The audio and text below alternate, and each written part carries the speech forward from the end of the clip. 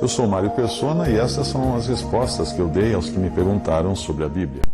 Bom, nós temos alguns princípios no Antigo Testamento, que era, por exemplo, a lei do leproso, né?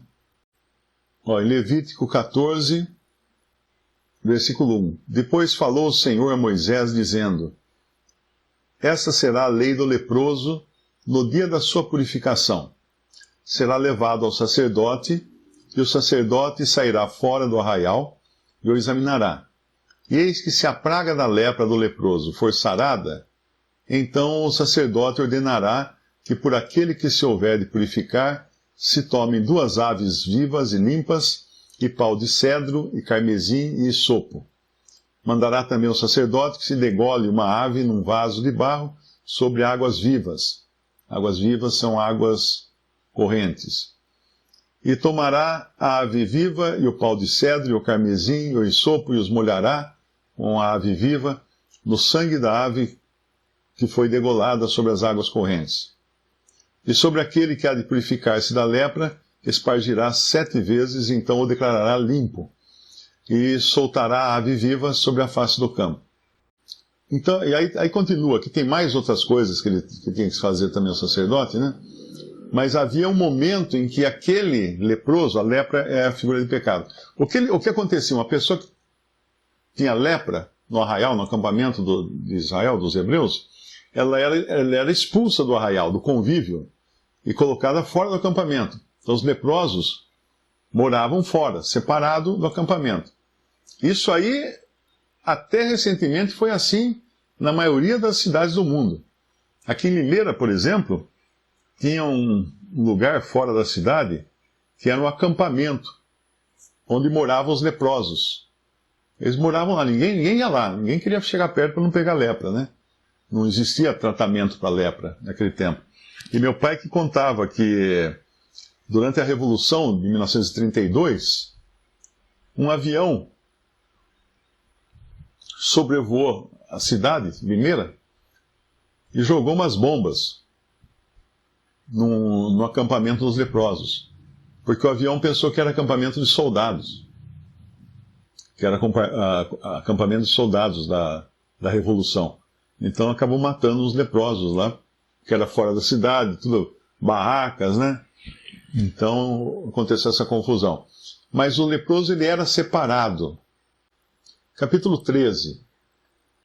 Depois quem quiser leia todo o capítulo 13, versículo 2. Quando um homem tiver na pele da sua carne inchação ou pústula, ou mancha lustrosa na pele de sua carne, como praga de lepra, então será levado a Arão, o sacerdote, ou a um de seus filhos, os sacerdotes, e o sacerdote examinará a praga na pele da carne. Se o pelo na praga se tornou branco, e a praga parecer mais profunda do que a pele da sua carne, é praga de lepra. O sacerdote o examinará e o declarará por imundo.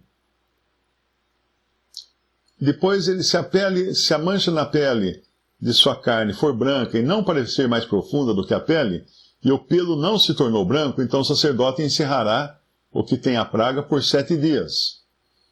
E ao 7º dia o sacerdote examinará, e eis que se a praga, ao seu parecer, parou, e a pele não se estendeu, então o sacerdote o encerrará por outros 7 dias. E o sacerdote, no 7º dia, o examinará outra vez, e eis que se a praga se recolheu, e na pele não se estendeu, então o sacerdote o declarará limpo. É uma pústula.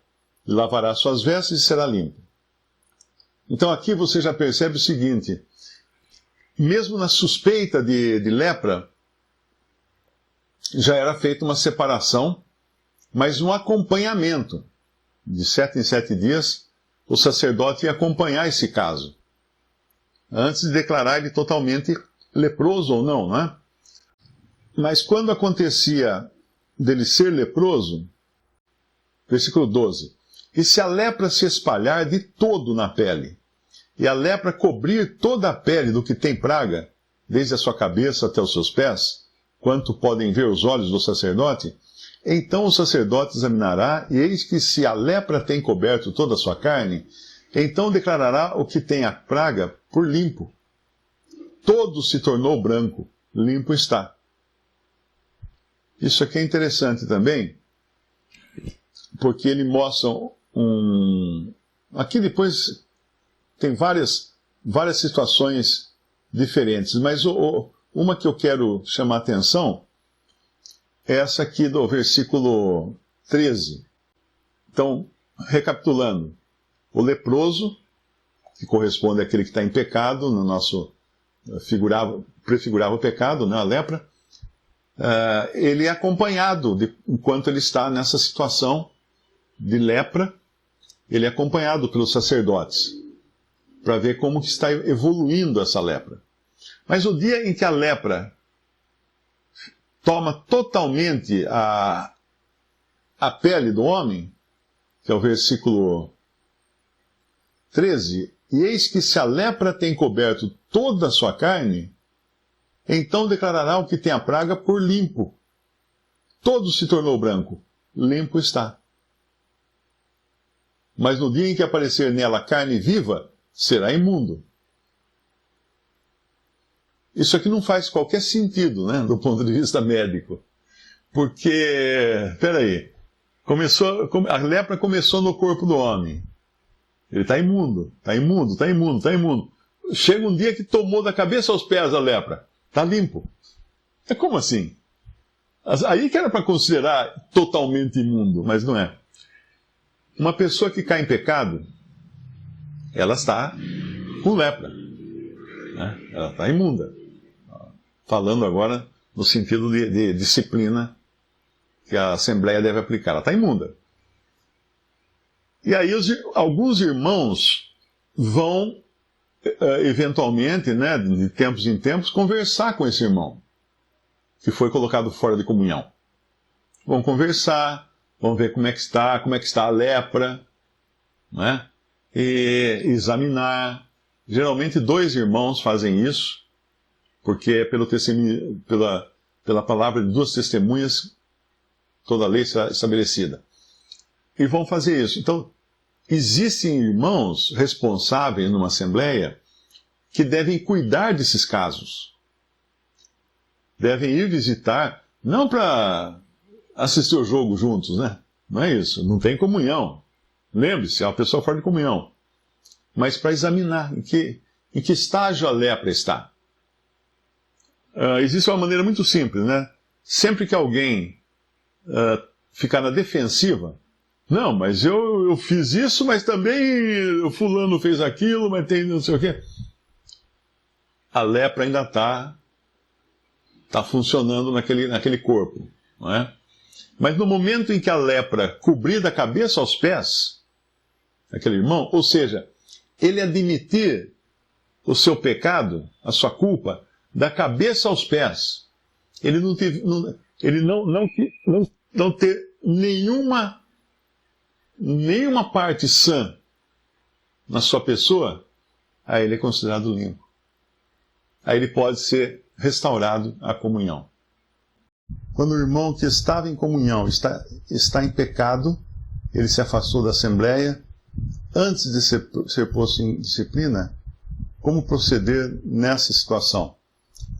Bom, se os irmãos sabem do pecado dele, ele, para voltar à comunhão, ele vai ter que confessar esse pecado e ele vai entrar numa disciplina. Porque a Assembleia vai então ter que julgar a situação dele. Pode acontecer de alguém cair em pecado e abandonar as reuniões, justamente para não descobrir o pecado, né? Mas quando ele faz isso, ele fica no pior lugar possível. Porque enquanto ele está na Assembleia, os irmãos irão julgar a sua condição e tudo. Mas quando ele se recusa a confessar o seu pecado, a revelar o que aconteceu, ele cai nas mãos do Senhor. E aí entra aquela passagem de 1 Coríntios 11, né? Por isso que há entre vós muitos enfermos e muitos que dormem. Isso, por causa disso há entre vós muitos fracos e doentes e muitos que dormem. 1 Coríntios 11, 30. Porque se nós nos julgássemos a nós mesmos, não seríamos julgados. Mas quando somos julgados, somos repreendidos pelo Senhor para não sermos condenados com o mundo. A Assembleia tem que lidar com essas coisas e sempre vão aparecer situações que precisa ser muito cuidadoso, né, com tudo, porque tem que ter irmãos na Assembleia com maturidade suficiente para julgar as questões também, porque senão cria aquele negócio tipo assim, né, a pessoa acha que agora ele virou autoridade, então ele pode massacrar qualquer um por alguma suspeita. Mas a Assembleia não julga suspeitas. Ela só pode julgar o pecado que for revelado ou confessado, né? Eu acho que é só questão de tradução. Quer ver? Olha, iníquo. Em 2 Tessalonicenses 2,8 é usado o mesmo termo. Iníquo anomos, no grego. Destituído da lei, também é usado em referência a gentios. Seria o ilegal. O ilegal. O Darby escreve como lawless. Alguém sem lei. Sem freios. Seria mais ou menos assim, a tradução literal seria uma pessoa sem freios. Porque iniquidade, tem um versículo na Bíblia que fala que toda iniquidade é pecado. E às vezes a gente confunde achando que iniquidade é não obedecer à lei. Mas iniquidade é a ausência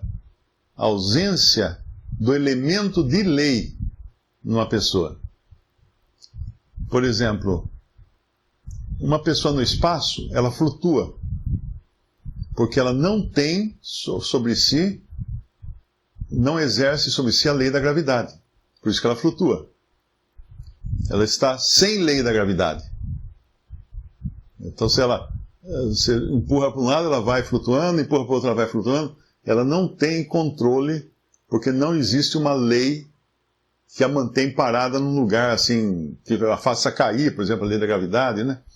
Então, uma pessoa sem lei é o estado do homem natural. Acho que fala em Romanos, se não me engano, ele fala um pouco mais isso. Mas o iníquo é uma pessoa... Porque aquele que caiu em pecado, que se deixou levar em pecado, imagine que o pecado seria cair, né? Cair de uma certa altura. Ele não cai de uma certa altura, por quê? Porque a lei da gravidade não está atuando mais sobre ele. Então ele flutua. É uma pessoa sem estar sob a influência de lei, não da lei, 10 mandamentos, não, de lei. Ou seja, nada controla ele. Ele está alheio a qualquer controle, a qualquer domínio exterior. Esse é um homem no seu estado natural. Irmãos, quem realmente sabe explicar essas coisas, todas é o Lemão, viu? O Lemão, o Peixe, o Pisinato, que são irmãos que estudam mais as questões assim. Romanos 7. O Romanos 7. Vamos ver lá Romanos 7. Aqui ele está falando justamente do homem que está sob a lei, mas ainda assim ele transgride a lei, ele não consegue ficar debaixo da lei. Romanos 7 é um homem nascido de novo, mas ainda não liberto totalmente, não tem o Espírito Santo. O Espírito Santo vai aparecer no capítulo 8 de Romanos, que é o capítulo que mais vezes menciona Espírito Santo. Então, uma pessoa que nasceu de novo, mas ainda não tem o Espírito Santo, e isso acontece, ela está em Romanos 7. ela tem consciência de pecado. Ela fala no versículo 14, porque bem sabemos que a lei é espiritual, mas eu sou carnal, vendido sobre o pecado. Porque o que eu faço não aprovo, mas o que quero, isso não faço. Mas o que aborreço, isso faço. E se faço o que não quero, consinto com a lei que é boa, de maneira que agora já não sou eu que faço isto, mas o pecado que habita em mim. Porque eu sei que em mim, isto é, na minha carne, não habita bem algum, e com efeito o querer está em mim, mas não consigo realizar o bem. Porque não faço o bem que quero, mas o mal que não quero, esse faço. Essa aqui é a luta interior, né, do homem. Se o marido cristão trai a esposa cristã, e ela descobre e ainda aceita ficar com ele, mesmo sabendo... Deixa eu ver se ainda tem um restinho aqui.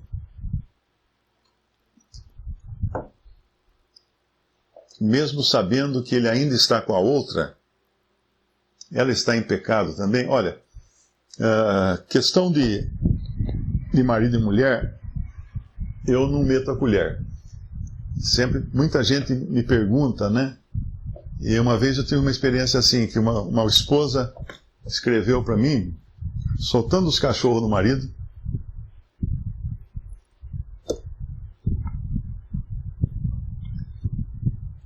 e querendo saber o que ela devia fazer. Mas foi quase, não sei se no mesmo dia ou no dia seguinte, eu recebi um e-mail do marido, soltando os cachorros da esposa e querendo saber o que ele devia fazer. Aí eu descobri o seguinte, olha, a questão de marido e mulher, é difícil você julgar porque tem que ouvir os dois lados, não é?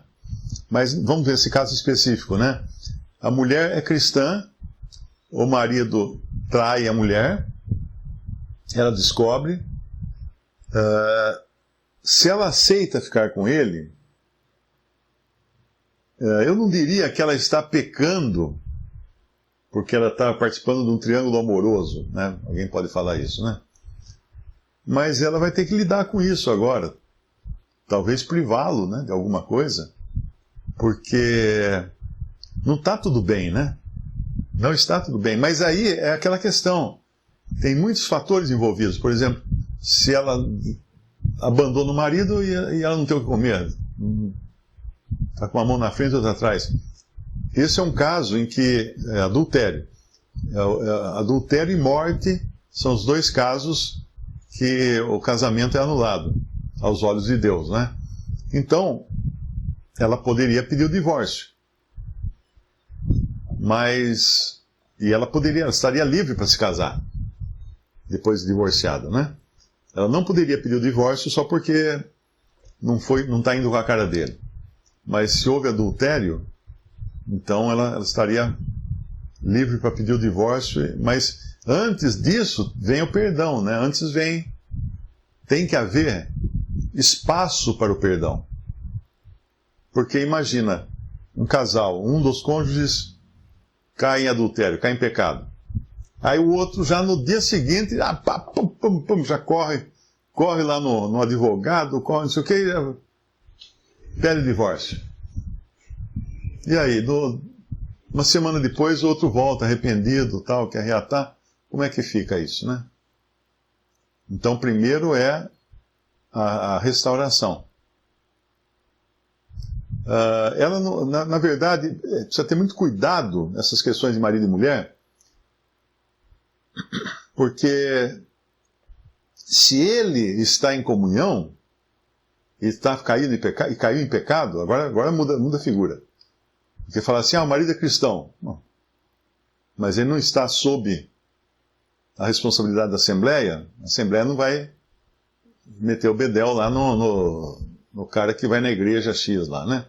Mas se ele está em comunhão, e ela sabe que ele está em adultério, ela sim tem o dever de conversar com dois irmãos mais velhos e contar. Porque se uma pessoa sabe de outro que está em pecado e não revela isso, ela agora está junto. Tem um versículo aqui, acho que eu li outro dia, né? Não, Levítico 5, talvez? Levítico 5, versículo 1. Quando alguma pessoa pecar, ouvindo uma voz de blasfêmia, de que for testemunha, seja porque viu ou porque soube, se o não denunciar, então levará a sua iniquidade. Então, se você souber de um crime, você deve denunciar. Isso vale na lei comum também, né? Na lei dos homens também, né? Você sabe que o vizinho matou a vizinha, você não pode ficar quieto. Você tem que pegar o número anônimo lá que tem, do orelhão, e... Ainda existe orelhão? Acho que não, né?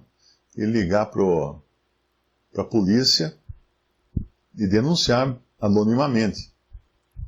Você não pode esconder um crime que você é testemunha. Então a esposa, por exemplo, que o marido está em comunhão, então ela tem que falar para os irmãos. Não é que ela vai levantar na reunião e falar, né? Ela vai chamar 2 irmãos à parte e conversar com eles. Aí eles vão decidir o que vão fazer. Certamente ele será colocado em disciplina, fora da comunhão, se ele estiver em comunhão, né? Agora, eu tive um caso muito interessante, anos atrás, acho que uma irmã escreveu e ela descobriu. Os 2 eram membros de uma igreja evangélica, ela e o marido. E ela descobriu no computador do marido que o marido estava tendo um caso com um outro homem. Ele era gay, ele era homossexual. E tinha lá as cartas de amor de um para o outro, aquela correspondência toda, ela descobriu. Aí ela entrou em contato comigo. O que eu faço? Eu falei, olha, ele também fala que é crente, que está congregado aí na igreja que você vai, faz parte da comunhão aí da sua igreja e tal. Bom, você tem que chamar 2 irmãos lá e responsáveis, né, o pastor, o presbítero, não sei, e conversar com eles e explicar a situação para eles. Agora, a situação da igreja, né, será colocar ele fora da comunhão da igreja. A sua situação, você tem direito de pedir o divórcio. Porque, na realidade, você está sendo traída. Ele está cometendo adultério. Não importa se ele comete adultério com outra mulher, com outro homem, ou com uma vaca, ou o que for. É adultério. Ele está pondo outro ser vivo no lugar da esposa. Então você tem o direito de pedir o divórcio. Mas aí ela me escreveu de novo, e aí ela explicou, falou assim, olha, eu não posso fazer isso. Por quê? Porque ele é um médico muito conceituado aqui no país, e ele é muito atuante também na igreja evangélica que eles vão, e isso vai destruir a vida dele e a carreira dele. Se vier à tona que ele é homossexual, isso pode acabar com a carreira dele. Ficou por isso, né? Ficou por isso. Quer dizer, o que eu aconselhei ela foi a tratar a situação como um caso de adultério qualquer, independente se era com homem ou com mulher. Mas coisa assim de casais, agora, tem que ter muito cuidado também quando tratar essas questões de casais na Assembleia, porque isso é que nem pólvora, né? Rastilho de pólvora.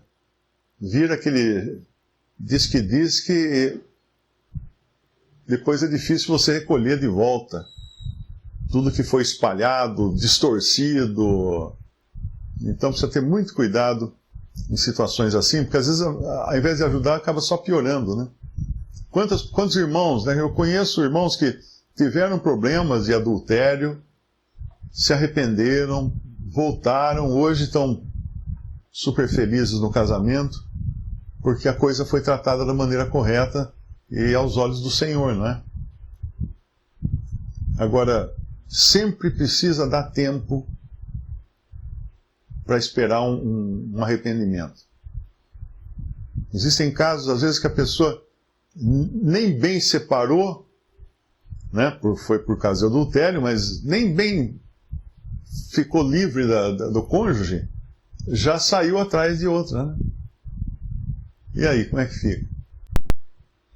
Mas é isso. Irmãos, realmente, eu acho que o churrasco estava muito salgado.